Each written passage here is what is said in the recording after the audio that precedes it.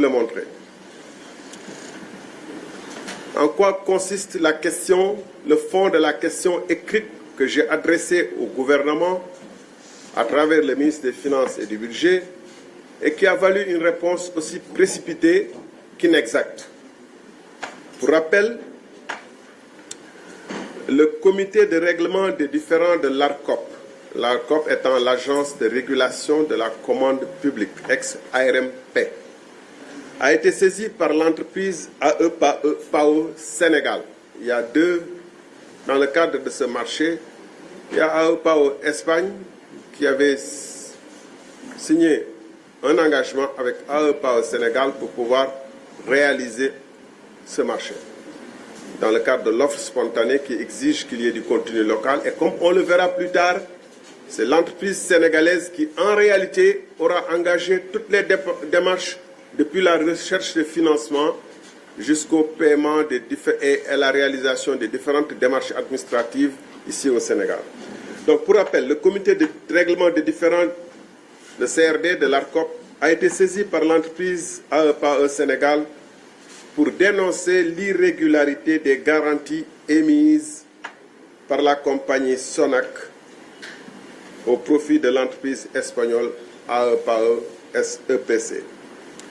Dans sa saisine, l'entreprise sénégalaise informait que les primes n'étaient pas payées au moment de l'émission des différentes garanties de soumission, de bonne exécution et d'avance de démarrage.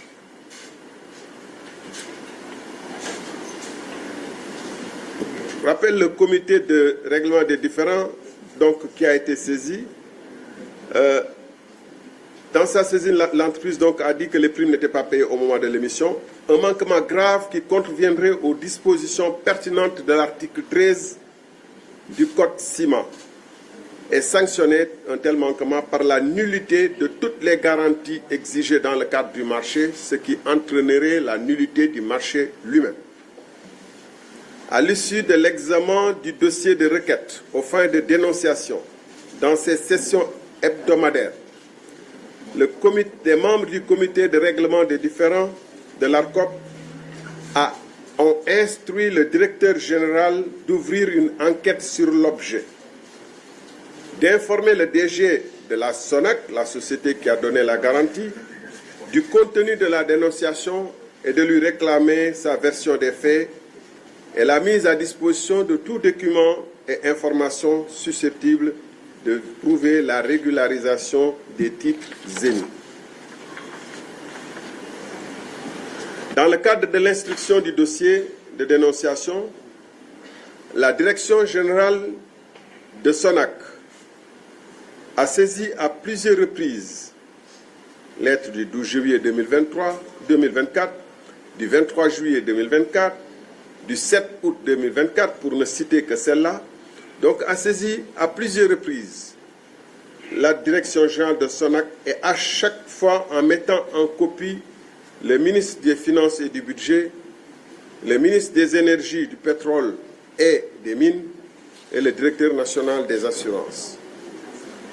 Ces correspondances avaient pour objet d'informer le DG de la Sonac du contenu de la dénonciation reçue de AEPAO Sénégal.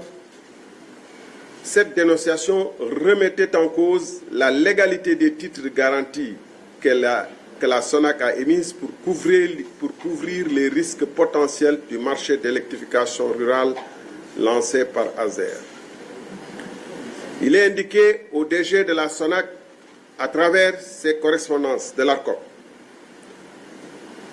que le plaignant affirme, sans détour, que les primes afférentes aux garanties n'ont pas été libérées au moment de l'émission des attestations en violation de la loi, c'est-à-dire de l'article 13 du Code ciment.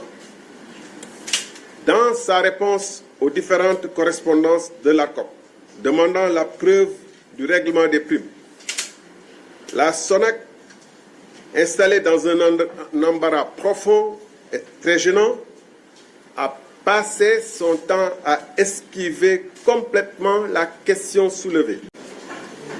Le DG a à chacune de ses réponses tenté de manière flagrante d'esquiver la question en parlant de ses relations commerciales avec l'entreprise espagnole ou en mentionnant ses engagements et sa responsabilité. En aucun moment dans ses réponses, la SONAC n'a évoqué l'existence d'une dérogation à l'article 13 qu'elle aurait utilisé.